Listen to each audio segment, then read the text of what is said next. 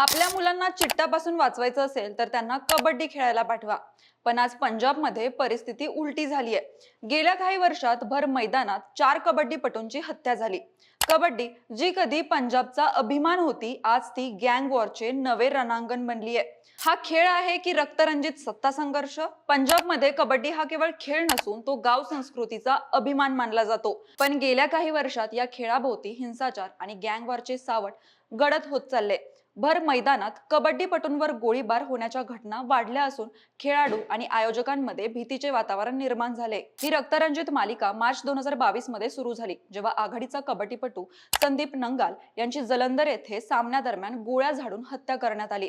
त्यानंतर नोव्हेंबर 2024 मध्ये सुखविंदर सिंह, ऑक्टोबर 2025 मध्ये तेजपाल सिंह आणि गुरविंदर सिंह तसेच डिसेंबर 2025 मध्ये प्रमोटर कंवर दिग्विजय सिंह उर्फ राणा बालाचौरिया यांची हत्या झाली. अनेक प्रकरणांमध्ये हल्लेखोरांनी सेल्फी काढण्याचा बहाणा करून जवळ येत गोळीबार केल्याचे उघड झाले. या घटना केवळ वैयक्तिक वैर नसून गँग्सकडून दिला जाणारा इशारा असल्याचे पोलिसांचे मत आहे. या हिंसाचारामागे दविंदर बांबिया गँग, लॉरेन्स बिश्नोई गट तसेच बब्बर खालसा इंटरनॅशनल यांसारख्या नावांचा उल्लेख वारंवार झालाय. पोलिसांच्या तपासानुसार कबड्डी स्पर्धांमधील मोठी रोख रक्कम, NRI निधी, बेटिंग ॲप आणि हवाला व्यवहार हे गँगसाठी आकर्षणाचे केंद्र बनले. जिल्हास्तरीय स्पर्धांसाठी कोट्यवधी रुपयांचा खर्च होतो. विजेत्या संघांना लाखो रुपयांची बक्षिसे दिली जातात आणि लोकप्रिय खेळाडूंना मोठे मानधन मिळते. या पैशावर नियंत्रण मिळवण्यासाठी गटांमध्ये संघर्ष सुरू झाला. राज्याच्या क्रीडा धोरणातील बदलांनी ही परिस्थिती बिघडवली. पूर्वी राज्य समर्थित वर्ल्ड कबड्डी कप आणि अधिकृत स्पर्धांमुळे काही प्रमाणात नियंत्रण होते.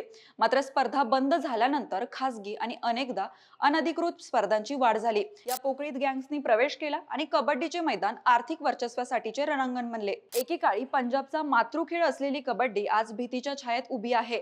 खेळाडू पदकांपेक्षा आपल्या जीवाची काळजी अधिक घेत आहेत. अंमली पदार्थांविरुद्ध लढण्यासाठी प्रोत्साहन दिलेला हा खेळ आता स्वतःच हिंसाचाराच्या भोवऱ्यात अडकलाय. आता प्रश्न असा आहे की कबड्डी पुन्हा सुरक्षित आणि स्वच्छ क्रीडा मंच बनू शकेल का? की पंजाबच्या मैदानावर हा रक्तरंजित खेळ असाच सुरू राहणार?